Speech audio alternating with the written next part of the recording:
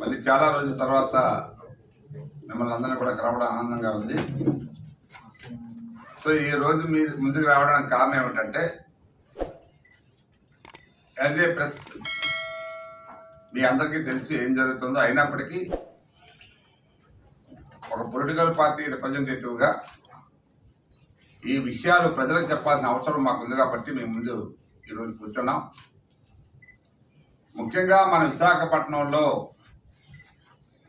ఈ మధ్య కాలంలో అనుకుంటున్నాం కానీ ఎప్పటి నుంచో జరుగుతున్న డ్రగ్స్ మాఫియా మీ అందరికీ తెలిసిందే. ఎక్కడ డ్రగ్స్ కానీ లేకపోతే గంజాయి కానీ ఏమైనా పట్టుబడితే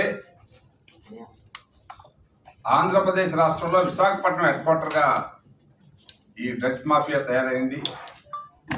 సో ఈ మధ్యనే మీరు అందరూ చూశారు, విశాఖపట్నంలో 25,000 కేజీలు 16వ తారీఖున పట్టుబడితే అది 25వ తారీఖు వరకు కూడా సిబిఐ అధికారులు రైడ్ చేద్దామంటే కనీసం వాళ్ళకి అవకాశం ఇవ్వకుండా లోకల్ పోలీసు వారిని అడ్డుకొని ఈ మాఫియా తాలూకా తతంగాన్ని మాయ చేయడానికి ఈ ప్రభుత్వం పెద్దలు ప్రయత్నం చేశారనేది మీ అందరికీ తెలుసు.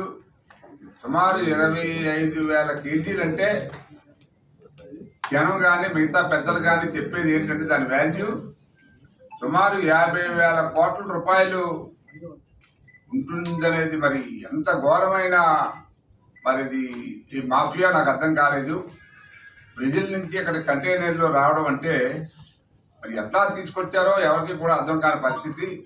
సో దీంట్లో పూర్తిగా ప్రభుత్వం జగన్మోహన్ రెడ్డి గారి హస్తం కూడా ఉందనేది మేము చెప్పక తప్పదు. ఈ విషయాన్ని ప్రజలు గమనించాలి. ముఖ్యంగా ఈవేళ వైజాగ్ విశాఖపట్నం ప్రాంతంలో ఏ కాలేజీలో చూసినా డ్రగ్స్ పిల్లలు అలవాటు చేసుకొని విపరీతమైన ఒత్తిడికి లోనై చదువులు మానేసి తల్లిదండ్రుల దగ్గర డబ్బులు ఎలా కొట్టేయాలని అబద్ధాలు చెప్పి డబ్బు కొట్టేసి ఆ డబ్బు ద్వారా ఈవేళ మరి విద్యార్థులు కానీ యువకులు కానీ ముఖ్యంగా ఈ డ్రగ్స్ కొనుక్కోవడానికి నానా ప్రయత్నాలు చేస్తూ దొంగతనాలు కూడా అక్కడక్కడ ఈ మందుకు అలవాటు పడి డబ్బులు లేనప్పుడు విపరీతమైన ఒత్తిడికి లోనై ఈ దొంగతనాలు చేయడం, ఇది మన మహిళల మెడలో ఉన్న ఈ చైన్లు లాక్కి వెళ్ళడం, ఇటువంటి దురాగతాలు మన విశాఖపట్నం జరుగుతున్నాయంటే చాలా సిగ్గుచేటు. ఈ ప్రభుత్వం మరి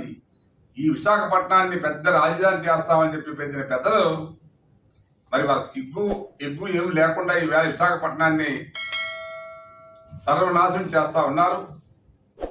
నిన్ననే ఒక అబ్బాయి మా ఏరియాలో సుమంత్ అనే ఒక అబ్బాయి, మీకు ఉదాహరణ చెప్తున్నాను నేను, వాడి వయసు కనీసం 22 సంవత్సరాలు కూడా ఉండదు.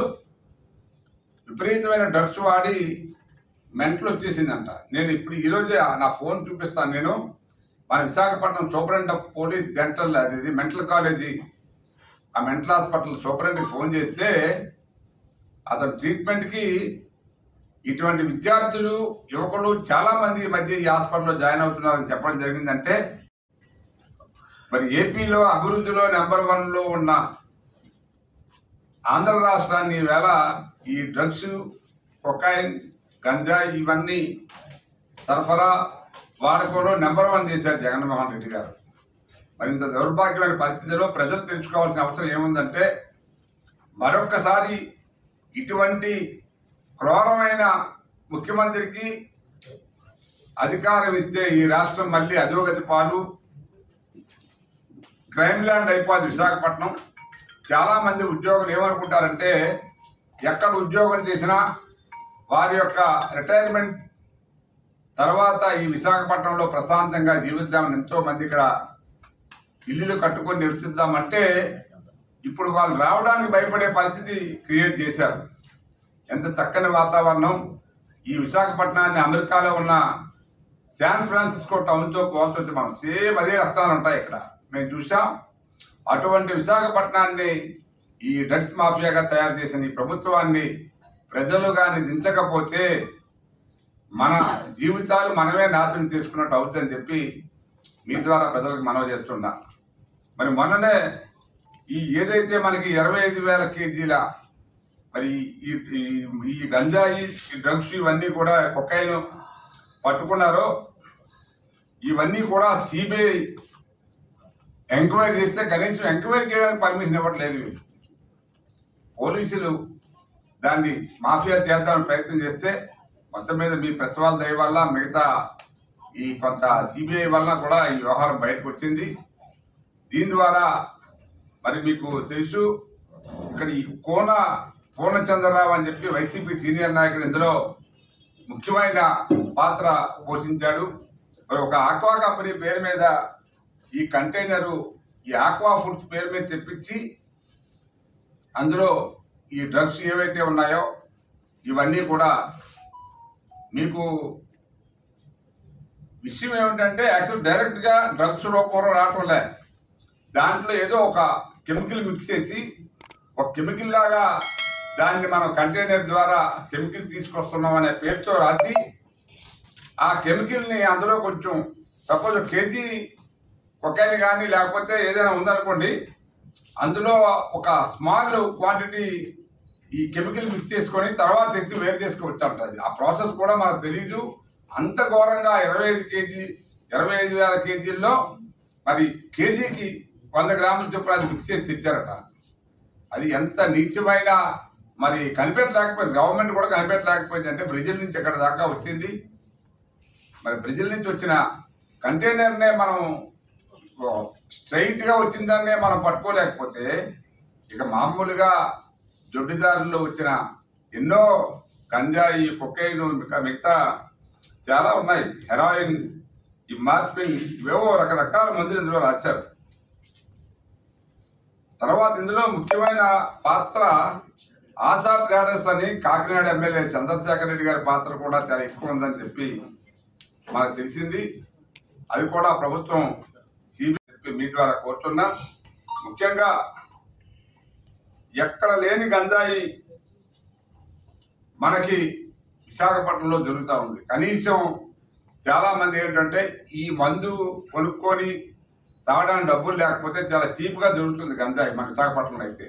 అది వేరే ప్రాంతానికి వెళ్ళినప్పుడు చాలా ఖరీదైపోతుంది. అందువల్ల ఈ ప్రాంతంలోనే దాన్ని మన యువకులు, నిరుద్యోగులు చాలా మంది వీటికి బానిసై వాళ్ళ జీవితాలు నాశనం చేసుకుంటున్నారు. కాబట్టి దీనికి పూర్తి బాధ్యత ఈ ప్రభుత్వం తీసుకోవాలి.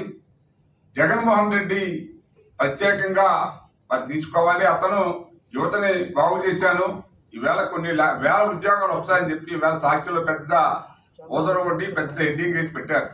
15,000 ఉద్యోగాలు వచ్చేస్తున్నాయి, మేము పెద్ద కంపెనీ పెట్టేస్తున్నాం, 13 లక్షల కోట్లు ఆ వేళ మీ అగ్రిమెంట్ అయితే అప్పుడు ఆల్రెడీ 1 లక్ష కోట్లు విశాఖపట్నంలో ఎక్కడ మరి పెట్టారో నాకు అర్థం కాదు. విశాఖపట్నంలో పెట్టారంట, ఎక్కడ పెట్టారో 20,000 ఉద్యోగాలు వచ్చేస్తాయి విద్యార్థులకి అని ఇటువంటి డబ్బాలు వాయించుకోవడం, ఆ పేపర్ పెట్టి అలవాటు అయిపోయింది. కాబట్టి ప్రజలు ముఖ్యంగా నేను కోరుతా ఉన్నా, రేపు రాబోయే ఎన్నికల్లో పొరపాటున మీరు మళ్ళీ జగన్కి ఓటు వేస్తే మన జీవితాల్ని మనం నాశనం చేసుకున్నట్టే అని చెప్పి మీ ద్వారా తెలియజేస్తూ, ఇంకా ఇక్కడ మనం చెప్పుకోవాల్సిన విషయాలు చాలా ఉన్నాయి.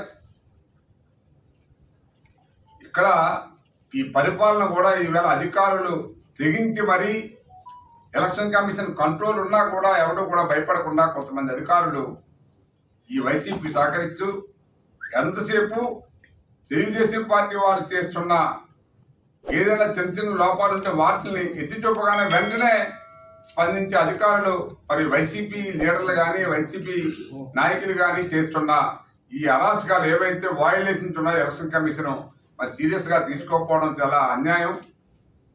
వాళ్ళకు కూడా కన్ఫ్యూజ్ అయిపోతున్నారు, ఎవరు తప్పు చేస్తున్నాడు ఎవరు ఒప్పు చేస్తున్నాడు అని. ఆఫీసుల్లో అటువంటి రిపోర్ట్ అడిగితే వాళ్ళు తప్పును